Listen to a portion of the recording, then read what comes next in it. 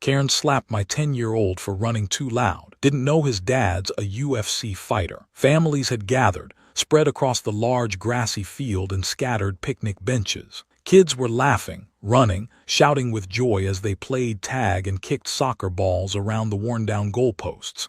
It was a simple day, the kind that didn't ask for much, just some fresh air, sunshine, and a few hours away from screens and responsibilities. Among the clusters of families was 10-year-old Jaden, a lanky kid with a gap-toothed grin and boundless energy that seemed to recharge every time he touched the ground. He darted back and forth with a handful of other kids, their shrieks of laughter punctuating the air like bursts of fireworks, filling the park with the chaotic melody of childhood joy. His father, Marco, sat a few yards away on a bench that overlooked the field. He wore a dark hoodie and jeans, his muscular frame relaxed, one arm slung over the backrest as he quietly sipped a bottle of water. He wasn't one for small talk or mingling with the other parents. His focus was always on Jaden. Every time his son laughed, Marco's face softened just a bit. There was a calmness about him, a kind of still strength that made people glance twice without knowing why. If anyone looked closer, they might notice the slight bruising near his knuckles or the tattoos trailing up his arms like stories written in ink. They might even recognize him from a pay-per-view fight or a clip that had gone viral on sports social media pages. But here, he was just a dad, watching over his boy like a silent guardian. For the first half hour, everything unfolded like a scene from a Hallmark movie. Parents chatting, bobbies cooing in strollers, the scent of hot dogs drifting from a food cart parked near the sidewalk. Then she arrived. Striding into the park with the unmistakable air of entitlement was a woman in her mid-40s, platinum blonde hair shellacked into a stiff bob, oversized sunglasses perched on her head like a tiara of irritation. She wore a tight leopard print tank top that screamed for attention and carried a tiny, trembling dog in a designer purse that cost more than most people's rent. Her heels clicked against the path as she made her way toward the open benches, heels, in a park. She scanned the area like a queen inspecting her subjects, and with a huff of disapproval, plopped down on the bench nearest the running children. Jaden and the other kids didn't even notice her at first. They were too busy chasing each other, their sneakers thumping against the grass as they leapt and dodged and yelled the rules of their ever-evolving game. But the moment they ran past her, one of them letting out an especially loud burst of laughter, her head snapped around like she'd been shot. She muttered something under her breath, something about uncontrolled brats and lazy parenting, and began glaring at the kids as if sheer scorn would make them vanish. Her little dog yipped once, either echoing her annoyance or reacting to the energy of the park, but she silenced it with a curt, "Hush, Muffin." Over the next 10 minutes, her muttering grew louder. Other parents noticed her first, exchanging awkward glances, some offering tight smiles in hopes of diffusing whatever storm was brewing. One mother, whose daughter had nearly collided with Karen's bench, gently suggested that kids would be kids and maybe she should move to the quieter garden area near the back if the noise bothered her. Karen didn't take kindly to the suggestion. She rolled her eyes so hard it was almost audible and snapped, "This is a public park. I have every right to sit here. Maybe you should teach your kids not to scream like wild animals." Her voice carried. Heads turned. A few parents stood up, sensing the temperature shift in the atmosphere, but nobody wanted to make a scene. Yet. Jaden, completely unaware of the adult drama swirling around him, continued playing with his friends. He sprinted past Karen's bench again, this time cutting it a little close. He didn't touch her. He didn't bump into her. He didn't even look at her, but that didn't matter. To Karen, it was the final straw in a personal crusade against joy. She stood up abruptly, shrieking, "That's it." Her sudden movement startled her own dog, which began barking wildly as she stepped directly into the path of the kids. Jaden came to a skidding stop, confused and breathing hard, his smile still half stuck on his face. She didn't give him time to react. With her lips twisted into an expression of rage and self-righteous fury, she swung her hand wide and slapped Jaden across the cheek. It happened so fast, nobody had time to intervene. The sound of the impact, a sharp smack, ripped through the park louder than any scream. Jaden stumbled back, his hand flying to his face, his eyes wide and uncomprehending. His friends froze mid-run, staring in horror. The parents nearby gasped in unison, and from the far bench Marco rose. The air changed. It wasn't just that someone had hit a child, it was his child, his son. Marco didn't say a word, he didn't yell, he didn't run. He simply stood up and began walking across the field with a slow, deliberate stride. He didn't need to move fast. Every eye was on him now, and even the children seemed to part instinctively to let him pass. Cairn, chest heaving with self-righteous anger, noticed him approaching, but only when he was halfway there. Her expression faltered. Her lips parted as if to speak, but no sound came out. It was like a spell had been cast, and her words had been stolen the moment she realized what she had done. Because now the man walking toward her wasn't just a father. He was something far more terrifying, a professional fighter, a man who had built his life on controlling power, on knowing exactly what to do with rage. And right now, all that control was focused squarely on her.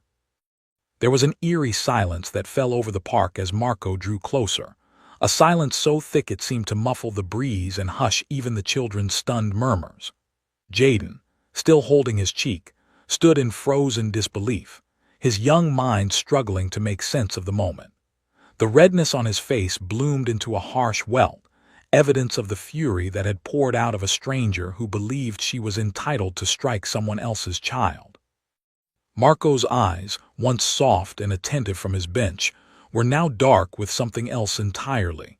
His movements were precise, controlled, and yet unmistakably powerful, the kind of movement that carried decades of training. The kind that made people instinctively step aside without realizing why. Cairn stood there, stiff as a board, her expression a war between indignation and dawning realization. For a moment she tried to maintain her usual haughty posture, clutching her designer purse and lifting her chin like she was still in the right. Her little dog, sensing something she couldn't, whimpered and trembled inside the bag, ears flattened and tail tucked tight.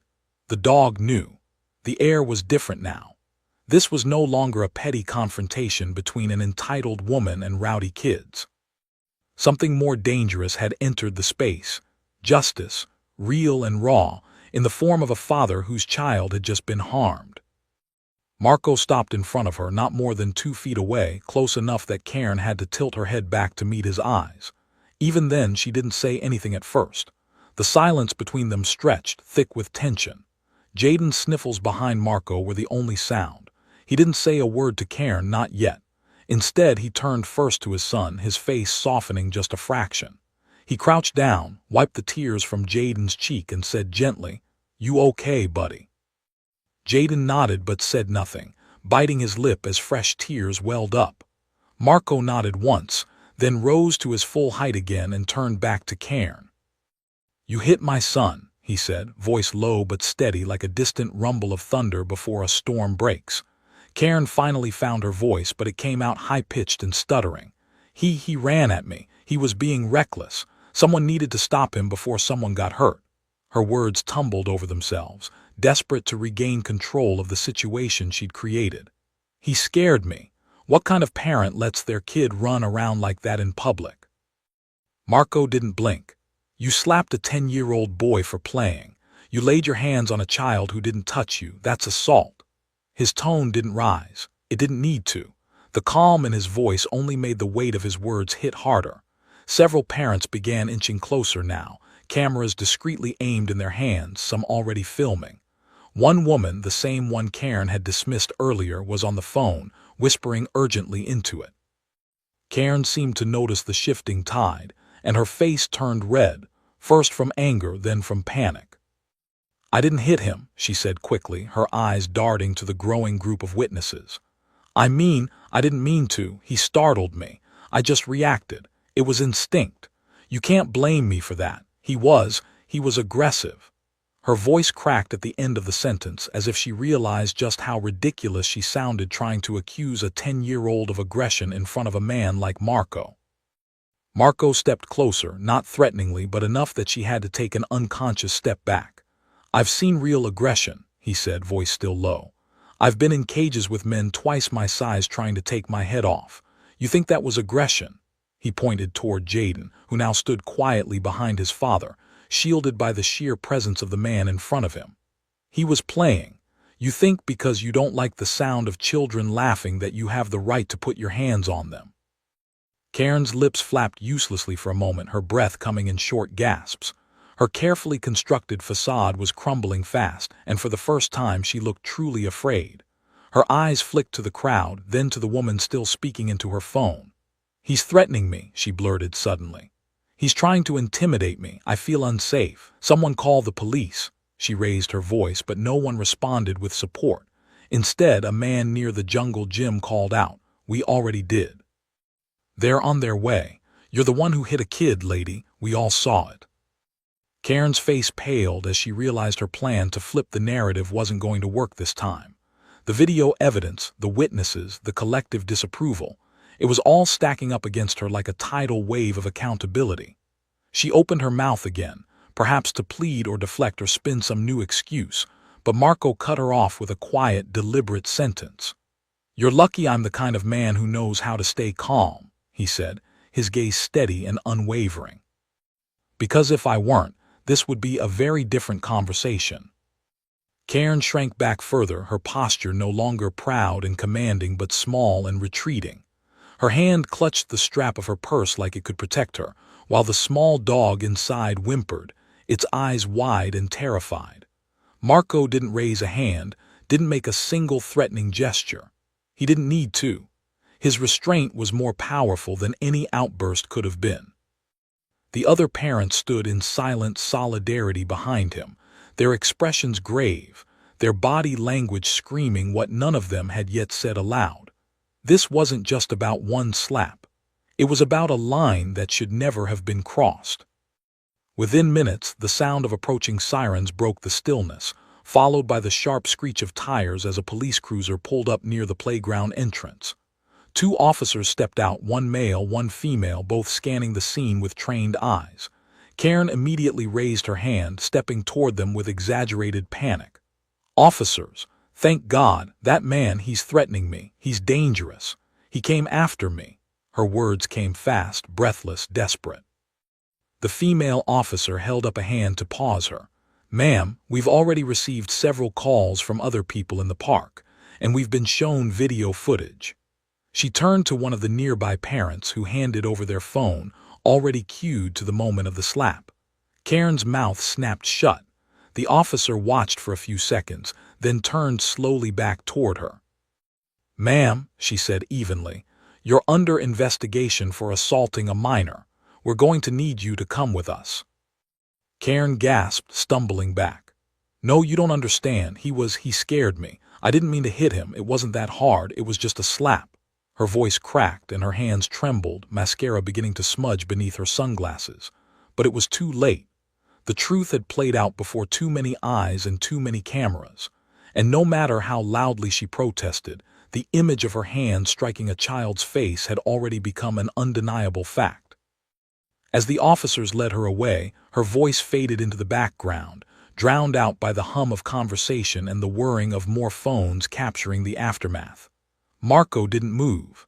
He just stood beside Jaden, his hand resting gently on his son's shoulder, eyes focused not on Karen, but on the boy he was there to protect. The fight was over, but the story was just beginning. The patrol car door slammed shut with a mechanical finality that seemed to echo through the park, silencing even the birds for a moment as Karen sat inside, her hands cuffed in front of her and her sunglasses crooked on her face. The officers were calm but firm, communicating clearly as they secured her in the back seat and closed the vehicle. Onlookers began to murmur again, the shock starting to wear off now that justice seemed to be in motion. Parents returned to their picnic blankets and playground benches with uneasy glances still lingering in the direction of the squad car. Some children resumed their games, but there was a noticeable dampening of energy, as though even their innocence had absorbed a fraction of the ugliness that had unfolded moments before. Marco stood still, not moving, not speaking, his hand resting protectively on Jaden's shoulder as he looked at the cruiser. His jaw was clenched, the muscles along his arms and neck tight with restraint, not from anger anymore, but from the strain of holding it all in, every instinct to react, every urge to correct the injustice with the strength his body was trained to unleash. He didn't want to be a fighter here. He wanted to be a father, and that role demanded more control than any fight he'd ever endured. Jaden had stopped crying, but his eyes remained wide, glassy with the remnants of tears, his small hands gripping the fabric of his dad's hoodie like it was the only stable thing left in the world. Marco crouched beside him again, this time both hands on the boy's arms, grounding him. "You didn't do anything wrong," he said quietly but firmly, making sure every syllable carried into his son's heart. "You were playing. You were being a kid. That's what parks are for." Jaden nodded slowly, unsure but listening, as if waiting for permission to believe it. Marco continued, his voice a little softer. "Sometimes, people like her think they can treat others however they want. But they can't. Not when there are people who'll stand up and say no." The moment was quiet, intimate just between the two of them, but the words rippled outward. Some of the nearby parents, who had kept a respectful distance until now, approached slowly, cautious not to intrude but wanting to offer support. One father stepped forward first, holding his phone with the video still playing. "I got a clear shot of everything," he said to Marco. "If you need the footage, I'll send it. Got her face, the slap, the whole meltdown." Marco stood and gave a small nod of gratitude, his face unreadable but his eyes sincere. Another woman offered, "I already emailed the video to the police station's tip line. There's no way she's talking her way out of this one." There was a sense of communal justice forming, strangers bound by the shared shock of what they had witnessed, and the quiet satisfaction of seeing consequences finally delivered to someone who had likely gotten away with behavior like this for years. Marco thanked them all, not with elaborate words but with calm appreciation and simple gestures. He wasn't the kind of man who needed to make a show of things. Everything about him, the way he carried himself, the way he spoke, the way he had handled the entire incident, radiated quiet authority. Not once had he raised his voice. Not once had he let his emotions override his principles. And yet, no one doubted for a second who had been in control the entire time. It wasn't the woman with the loudest complaints or the flashiest purse. It was the man who had spoken little but protected much. Jaden tugged at his father's sleeve. "Dad, is she going to jail?" he asked, his voice small and uncertain, like he wasn't sure if that was a good thing or a bad one. Marco looked down at him and exhaled slowly before answering. "She's going to learn that there are consequences for hurting people. That's what matters." He didn't want to paint a black and white world for his son, not when it was so obviously full of gray. But he also didn't want Jaden growing up thinking silence was safety, or that letting things slide was the right thing to do when someone crossed a line. Children needed to know where those lines were. They needed to know that they mattered enough for someone to defend them. The police officer who had spoken to Karen earlier returned to Marco and Jaden, flipping her notebook closed as she approached. "We've got everything we need for now," she said, her tone more relaxed now that the chaos had settled.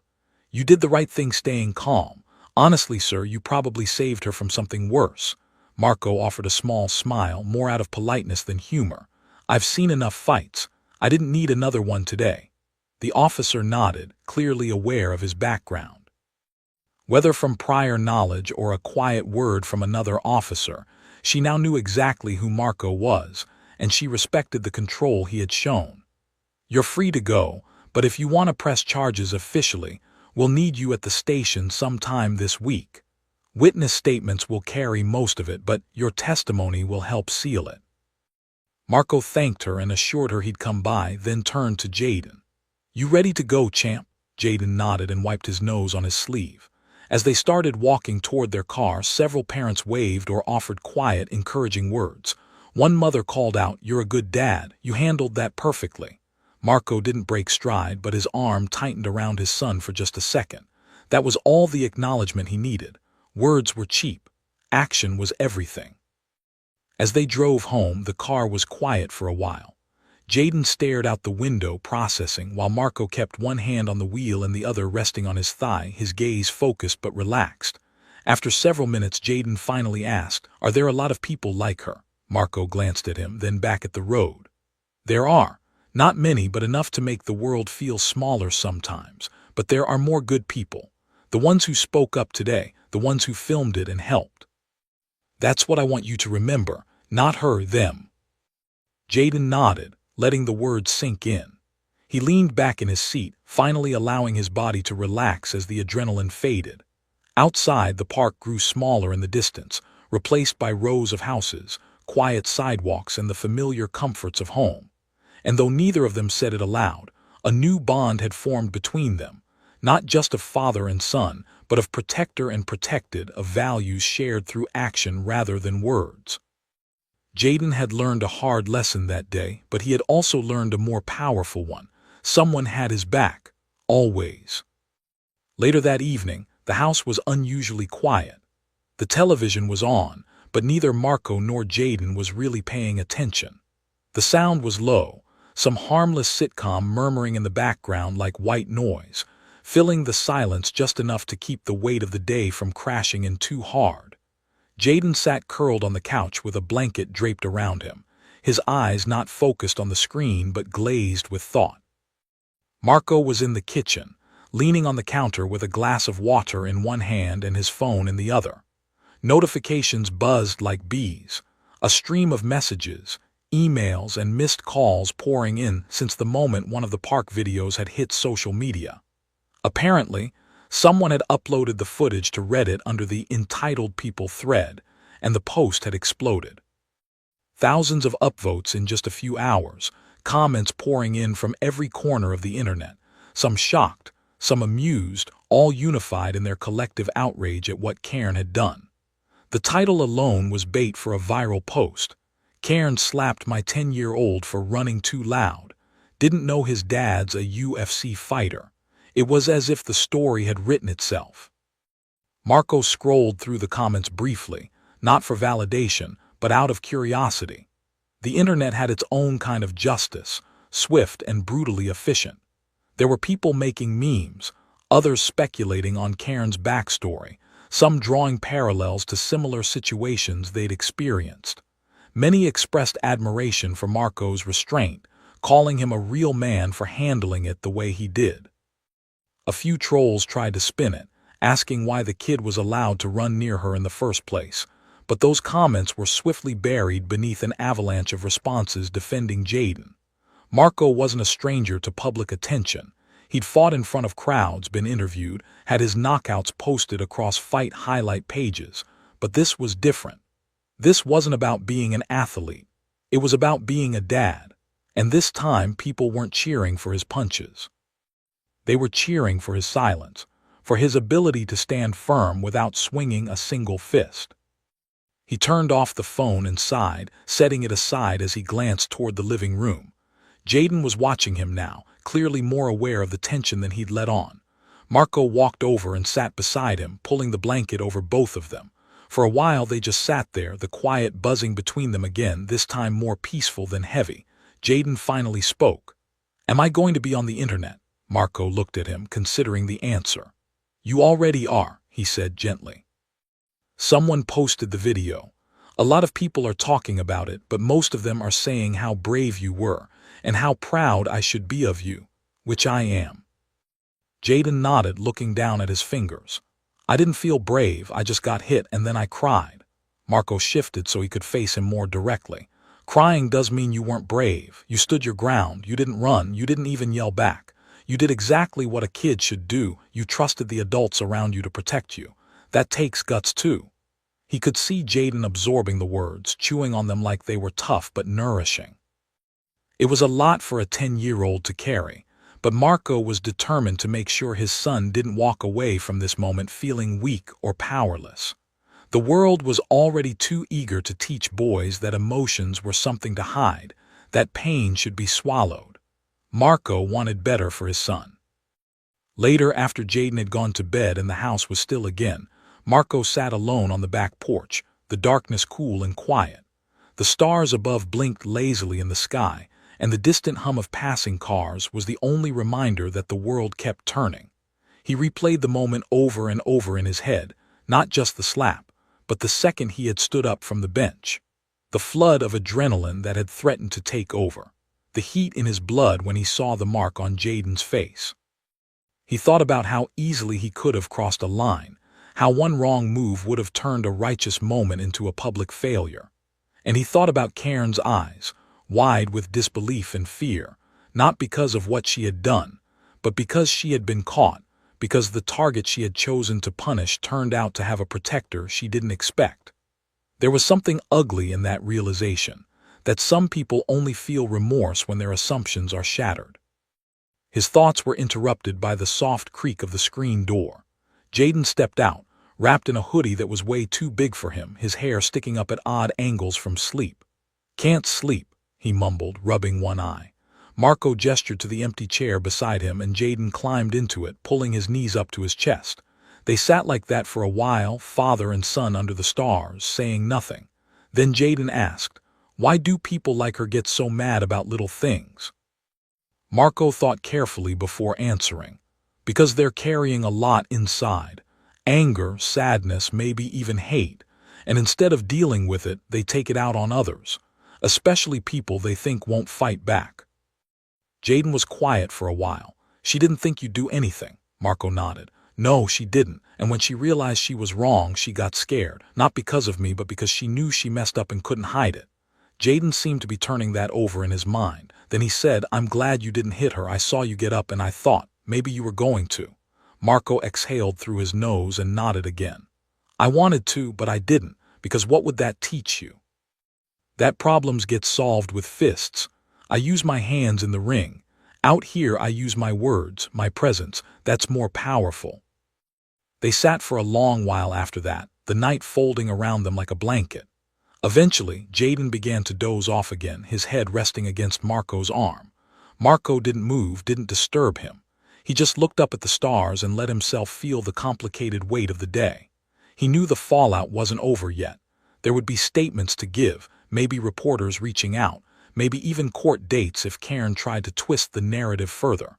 But none of that mattered tonight. What mattered was the boy sleeping beside him. What mattered was that he had shown up when it counted, not as a fighter, not as a name on a sports headline, but as a father who stood up and didn't flinch. And sometimes, that was the hardest fight of all. The following week moved both quickly and strangely, like time was limping forward and sprinting all at once. Life had mostly returned to normal, but with a faint buzz in the air, like an echo that hadn't quite faded. The video of the incident continued to circulate online, now clipped and reposted across different platforms. TikTok, Instagram, even Twitter threads flooded with commentary. News outlets had started calling Marco's gym, fishing for interviews, eager to tie a name and a face to the viral story of the UFC fighter dad who remained calm when most wouldn't have. Some people dug up old clips from his fights, trying to paint a contrast between the fighter in the ring and the father in the park. But Marco didn't care about the noise. He turned down every interview, ignored every message asking for his side of the story. His side had already been told. Not in words, but in action. And more than anything, he didn't want to turn a moment of his son's pain into a performance for public consumption. This wasn't about going viral. It was about standing up when it mattered, then moving forward without fanfare. Still, there were things that needed to be done. That Thursday morning, Marco and Jaden drove down to the police station together. Jaden didn't have to go, but he had asked to. Marco didn't push, didn't try to protect him with false comfort. He simply nodded and said, "Okay, but you don't have to talk if you don't want to." Jaden nodded back with a quiet kind of maturity that seemed to have bloomed in the days since the park. He wasn't the same kid who ran laughing through the grass anymore, at least not entirely. Something had changed. He had seen that even good days could be cracked open by the cruelty of others. But he had also seen that someone would stand up for him when that happened. And in that balance, something strong had taken root. The officer handling the case, Detective Moore, was kind, professional, and deliberate with his questions. He showed Jaden a photo of Cairn to confirm the ID, asked for a short statement, then left the rest to Marco. They reviewed the video, discussed the witness testimonies, and went over the likely outcome. Cairn, as it turned out, had a history. Not of physical violence, but multiple complaints filed at homeowners associations, a record of public disturbances, and one minor incident involving a confrontation with a teenager outside a shopping center. Nothing serious enough to warrant jail time, but the pattern was clear. This time, though, things were different. The video was undeniable. The outrage was loud, and most importantly, the victim was a child. According to Detective Moore, Cairn had already been formally charged with misdemeanor assault on a minor. There would likely be a plea deal, especially since her lawyer was already asking to settle. She would likely get probation, community service, and mandatory anger management. It wasn't jail, but it was something. It was accountability. As they left the station, Marco glanced down at Jaden, who walked a little taller than before. There was no fear in his eyes, only a sense of closure.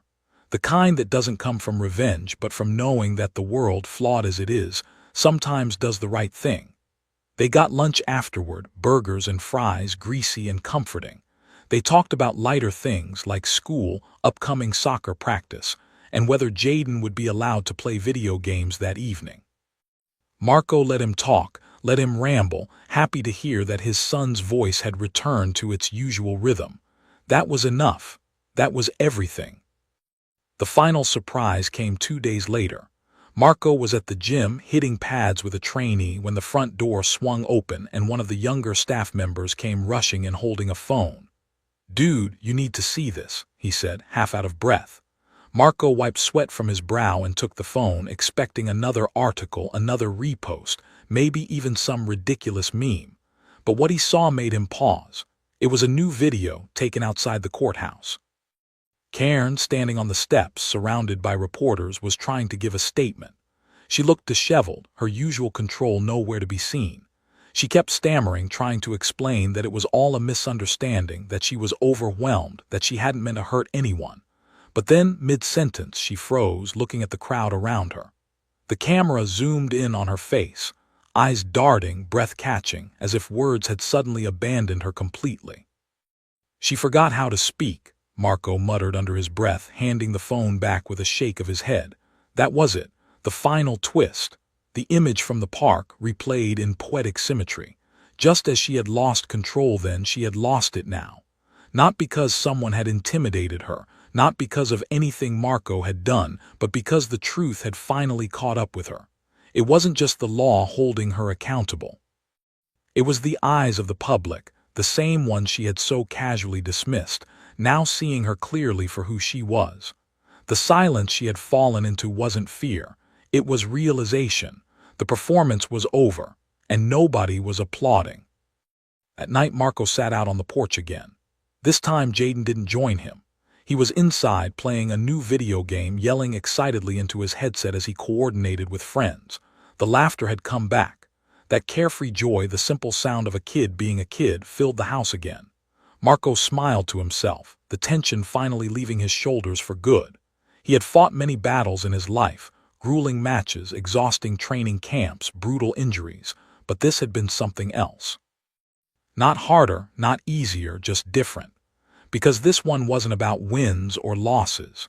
It was about being seen, about standing still in the face of injustice and making sure your child knew you would always be between them and the worst the world could throw. The wind was cool that evening, brushing across his skin like a soft reminder that the day was done. The stars blinked above, the same as they had before, but somehow brighter now. He leaned back in the chair, eyes half closed, letting the calm settle in. No cameras, no crowd, just a man who had done the right thing when it counted. The kind of story the internet would forget in a week, but the kind a son would remember for a lifetime.